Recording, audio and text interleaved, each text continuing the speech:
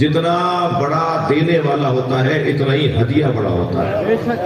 سیدہ کے آنے پہ جو نبی کھڑے ہوتے ہیں اس لیے نہیں کھڑے ہوتے کہ بیٹی آ رہی ہے، اس لیے کھڑے ہو جاتے ہیں کہ اللہ کی عطا آ رہی ہے۔ جو اللہ نے مجھے عطا دی ہے، جو اللہ نے مجھے بخشا ہے، جس کے ذریعے سے اللہ مجھے راضی رکھنا چاہتا ہے، وہ فاطمہ کا وجود ہے۔ سیدہ فاطمہ الزہرا سلام اللہ علیہا برندر سلوات۔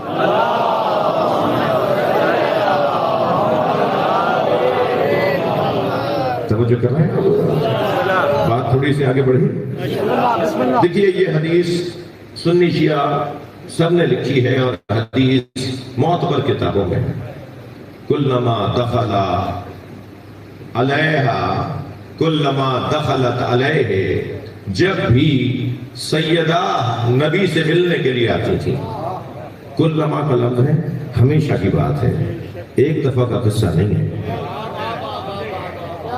جی، بار بار کی بات ہے، ہر بار کی بات ہے جی۔ 300 مرتبہ سے زیادہ مرتبہ سرکار سیدہ کے دروازے پہ کھڑے ہو کر سلام کر کے گئے آئے تطہیر کے نازل ہونے کے بعد۔ آئے تطہیر کے نازل ہونے کے بعد نماز فجر کے بعد سیدہ کے دروازے پہ رکتے تھے۔ نماز پڑھا کے جب اپنے گھر جا رہے ہیں تو سیدہ کے دروازے پہ رکتے تھے اور سیدہ کے دروازے پہ کھڑے ہو کے نبی سلام کرتے تھے۔ یہ دروازے پر ہی سلام کیوں کرتے تھے؟ حکمت تو کوئی ہوگی۔ اب ہر مسلمان کو سوچنا چاہیے نا، میں ہی ممبر پہ بیٹھ کے کیوں سوچوں؟ سب مسلمان سوچے کہ دروازے پہ کیوں کھڑے ہوتے تھے؟ توجہ۔ ایسے ہی کلما کا لفظ ہے، جب بھی قرآن کی ایک اور آیت بھی لے لیجیے جس کے اندر کلما دخل علیہا زکریا فی المحراب، جب بھی حضرت زکریا حضرت مریم سے ملنے کے لیے جاتے تھے، وجد عندہا رزقا، تو ان کے سامنے دسترخوان بچھا ہوا دیکھتے تھے تو پوچھتے تھے انا لک ھذا، اے مریم یہ کہاں سے آیا ہے؟ تو حضرت مریم فرماتی تھی ہو من عند اللہ، یہ اللہ کی طرف سے آیا ہے۔ دروازے پہ تالا پڑا ہوا ہوتا تھا، اندر دسترخوان بچھا ہوا ہوتا تھا۔ جب بھی زکریا حضرت مریم سے ملنے جاتے تھے جنت کے کھانے رکھے ہوئے ہوتے تھے۔ یہ کلما ذہن میں رہے میرے بچوں کے، کلما ہمیشہ، ایک دو دفعہ کی بات نہیں ہے۔ جو وہاں سے کھانا کھاتا ہے نا اس کا انداز ہی کچھ اور ہوتا ہے۔ میں لفظ بہتر کرتا ہوں، جو جنت کے کھانے کھاتا ہے اسے دنیا کی رنگینیاں اس پہ اثر نہیں کرتی، چاند سورج روشنی دھوپ سردی گرمی اس پہ اثر نہیں کرتی، اس لیے کہ وہ جنت کا کھانا کھانا ہے۔ میں اور آپ بھی دنیا کا کھانا کھاتے ہیں اس لیے ہمارے بدن پہ اس کے اثرات آتے ہیں۔ دنیا سے جانے کے بعد جب جنت میں چلے جائیں گے تو وہاں کا کھانا جب کھائیں گے تو ہم پہ کوئی اس کا اثر نہیں ہوگا۔ سب نے لکھا ہے جنت کے کھانوں کا ہمارے بدن پہ یعنی اثر نہیں ہوگا کہ کوئی نتیجہ نکلے کہ کہیں آپ کو جانا پڑے۔ جنت کے کھانوں میں جنت کے کھانوں پر اثر نہیں ہوگا۔ جنت کا کھانا کھانے والا کبھی بوڑھا نہیں ہوتا۔ میرے مولا نبی فرماتے ہیں کہ جب میں قرآن کی آیت پڑھتا تھا تو میں سوچتا تھا کہ جو مریم کو اللہ نے عظمت عطا کی ہے میری فاطمہ کو کب ملے گی۔ تو خیبر کی فتح کے موقع پر سب سے بڑا کام کیونکہ مولا علی نے کیا تھا، سب کو پتا ہے، تو مال غنیمت میں بھی مولا نبی نے سب سے مہنگا لباس مولا علی کو دیا۔ صحابہ کرام نے کہا یا رسول اللہ آج علی کے پاس پیسہ بہت ہے، کھانا ہم علی کے گھر کھائیں گے۔ مولا نبی بھی راضی ہوئے، صحابہ کرام پہنچے مولا علی کے گھر اور کہا ہم آج آپ کے یہاں کھانا کھائیں گے، جبکہ مولا علی خیبر سے گھر آتے آتے وہ لباس بانٹ چکے تھے۔ اس کے جواہرات، اس میں جو موتی لگے ہوئے تھے، اس میں جو سونا چاندی لگا ہوا تھا، مہنگا لباس تھا، وہ مولا نے رستے میں فقیروں میں ناداروں میں دے دیا۔ کہا آج علی کے گھر کھانا کھائیں گے۔ مولا علی نے یہ نہیں فرمایا کہ میرے گھر میں کھانے کو نہیں ہے، اس لیے کہ یہ اپنا کب کھاتے ہیں، جو انہیں کھلاتا ہے وہی ان کے ذریعے کھلاتا ہے۔ تو فوراً بٹھایا اور نبی مکرم جناب سیدہ کے قریب گئے۔ حجرے میں کیا دیکھا؟ وہی منظر جیسے زکریا دیکھتے تھے،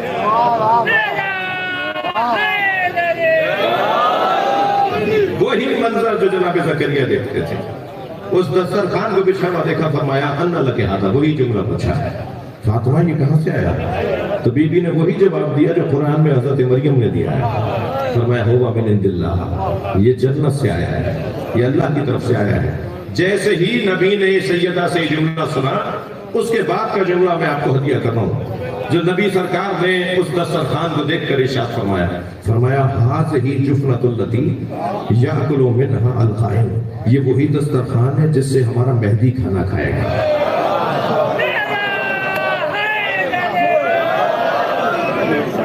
یہ وہی دسترخوان ہے جس سے ہمارا مہدی کھانا کھائے گا. تھکے نہیں بیٹھے تو جملہ ہدیہ کر رہا ہوں. نبی نے اعلان کر دیا کہ ہمارا مہدی اس دسترخوان سے کھانا کھائے گا. اب میں اس مجمع سے ہاتھ چھوڑ کر کہتا ہوں, یہ دسترخوان سیدہ کا ہے کہ سیدہ پہ اللہ کی طرف سے آیا ہے؟ دونوں مراد لینا صحیح ہے. جنت کا کھانا بھی مہدی کھائیں گے, فاطمہ کے دسترخوان سے بھی مہدی کھائیں گے. ایک اور بہتر کر دوں, اور لفظ یوں بہتر کر کے آپ کو ہدیہ کروں, ساری دنیا امام مہدی کا کھاتی ہے اور امام مہدی سیدہ کا کھاتے ہیں. صلوات پڑھیں محمد و آل محمد. سبحان اللہ.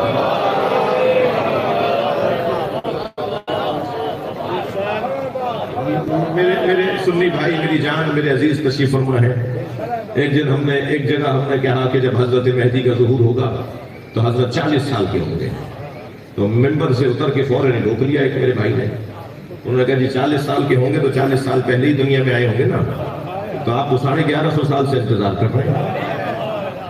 تو یا تو کہیے کہ 40 سال پہلے ہی دنیا میں آئے ہوں گے, یا کہیے کہ آپ کا نظریہ غلط ہے, یا اس بات کو صحیح کہیے اس کو. میں نے کہا جی نہیں, ہم 1150 سال سے انتظار کر رہے ہیں, مگر جب ظہور فرمائیں گے تو 40 سال کے ہوں گے.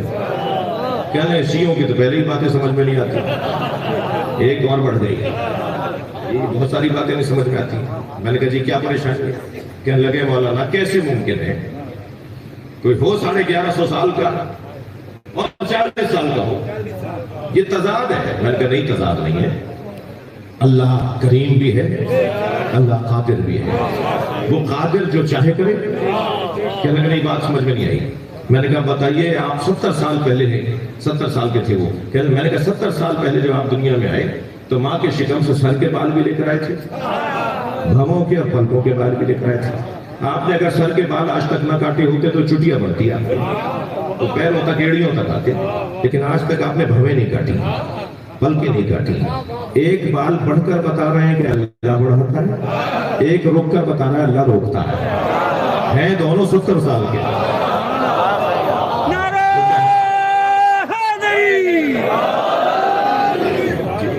اصحاب کہف کا اتنا طویل حیات رکھنا سمجھ میں آتا ہے جی, لیکن حضرت مہدی کا نہیں سمجھ میں آتا. اچھا ممکن ہے کوئی کہ ضرورت کیا تھی اس بات کی, ضرورت کیا تھی؟ اچھا میں ضرورت بتا دوں بچوں کو. جی ضرورت کیا تھی کہ اتنی مدت تک ایک امام کے ساتھ جوڑا گیا ہے, 1150 سال سے ایک امام کے ساتھ جوڑا گیا ہے. اس لیے کہ سرکار کی صحیح حدیث ہے کہ میرے بعد میرے 12 جانشین ہوں گے اور 12ویں پہ قیامت آئے گی. اب سوائے آپ کے سب بندلیوں میں کھڑے ہیں, کسی کے 52 ہو گئے ہیں, کسی کے 58 ہو گئے ہیں, آپ 12ویں پہ رکے ہوئے ہیں. بھائی سلوات ہدیہ کریں نبی اور آل نبی.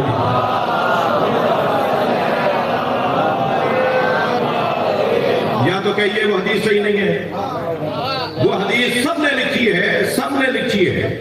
بلکہ کوئی مجھ سے خفا نہ ہو, میں کسی کو شیعہ بنانے کے لیے نہیں آیا ہوں, پرانے شیعوں کو پکا شیعہ بنانے آیا ہوں اور اپنے آپ کو اچھا شیعہ رکھنا چاہتا ہوں جی. لیکن ابھی پچھلے دنوں جو ہی کے علاقے میں 2-3 سال پہلے ایسے ہی ہم سے بات ہو گئی, اور بات کا نتیجہ تو کچھ اور نکل آیا. اور بات یہ ہوئی کہ 12 جانشینوں کا نبی کا, کہ نبی کے 12 خلیفہ اور جانشین ہوں گے, ان کے نام حدیثوں میں کتابوں میں موجود ہیں جی. اثنا عشری شیعوں کے علاوہ, تھوڑی دیر کے لیے سننی مجھے معاف کریں, اثنا عشری شیعوں کے علاوہ جتنی بھی کتابیں ہیں اس میں بھی 12 اماموں کے نام ہیں, اور شیعوں کے ہاں بھی 12 اماموں کے نام ہیں, مگر وہاں چھٹا یزید ہے اور حسین کا نام نہیں ہے. آپ جا کے دیکھ لیجئے، میں ایسی کوئی بات نہیں کرتا۔ آپ علاقے کے، شہر کے، صوبے کے، ملک کے کسی بھی عالم سے جا کے پوچھئے کہ ہماری کتابوں میں 12 نبی کے جانشینوں کے نام کیا ہیں۔ اچھا مجھے یہ بات کہ یہ کیا ہے، وہ بتائیں گے نہیں۔ مجھے کہ کتاب دکھا دی، جو کتاب جب کھلے گی نا تو اس میں چھٹا یزید ہے۔ جہاں 12 نبی کے جانشینوں میں یزید تو ہو اور حسین نہ ہو،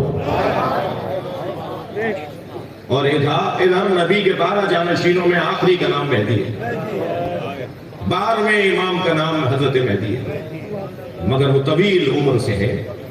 اور ممکن ہے کوئی کیسا بھی جب ضرورت ہوتی ہے اس وقت دنیا میں آ جاتے تو یہ گیپ جو آ جاتا، تو اس زمانے میں اگر ولادت نہ ہوئی ہوتی، آپ کی آمد نہ ہوئی ہوتی اور گیپ آ جاتا، تو اس زمانے کے اندر جو لوگ بھی مرتے تو ان کا کیا حال ہوتا۔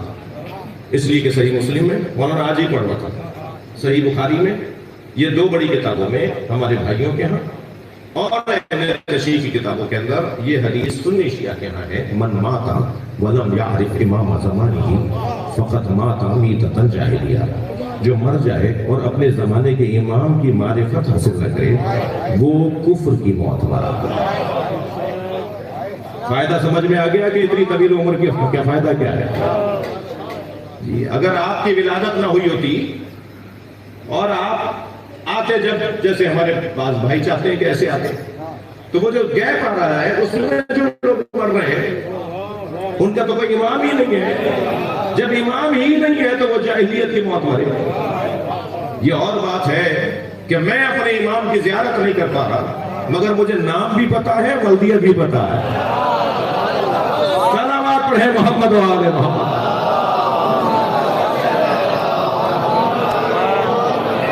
اس سے بلند اور بہتر صلوات۔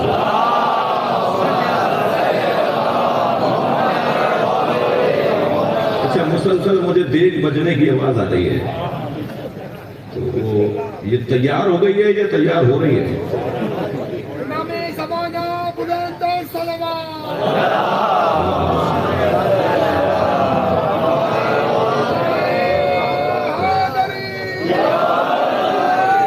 وہ ایک بزرگ کا جملہ ہے کہ اذا جاء طعام بطل الکلام، طعام آ جائے تو پھر کلام کہاں رہے گا؟ اجازت ہے کچھ دیر بولوں؟ مرزا صاحب تھوڑی دیر اور رہے گفتگو، ایک اور صلوات نبی کی ذات پہ۔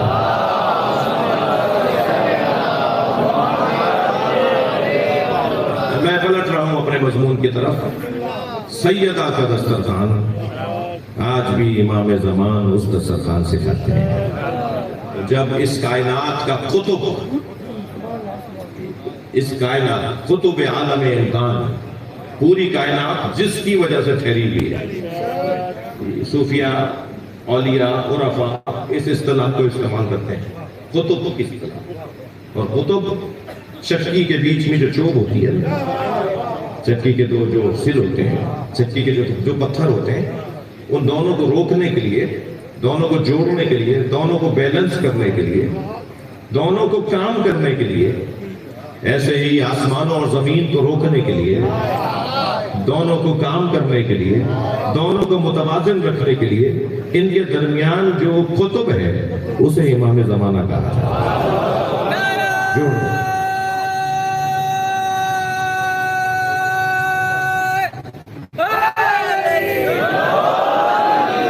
وہ جس کے لیے سب نے طے کیا ہوا ہے، مفتی جہاں شامزئی صاحب میرے سنی بھائی مجھے زیادہ جانتے ہیں، میرے شیعہ برادری بھی سمجھ لے، ایک بہت بڑا نام ہے ہمارے برادران ہے، دیوبندی برادران کا۔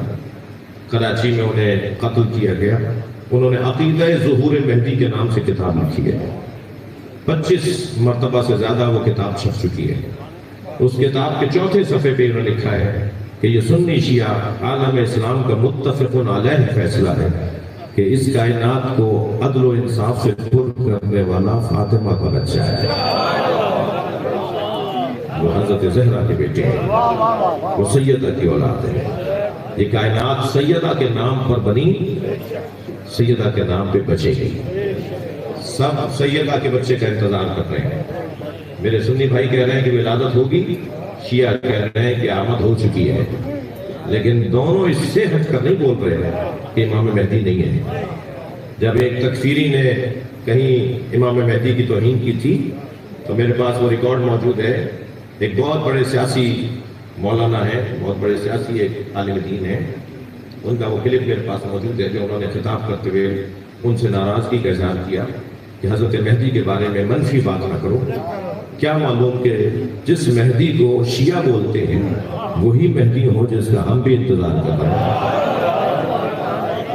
لہذا احتیاط کا تقاضا یہ ہے کہ حضرت مہدی کے بارے میں منفی بات کوئی نہ کرے. سب ہم ان کے انتظار میں ہیں اور وہ ہیں سیدہ کے بچے، سیدہ کے فرزند ہیں.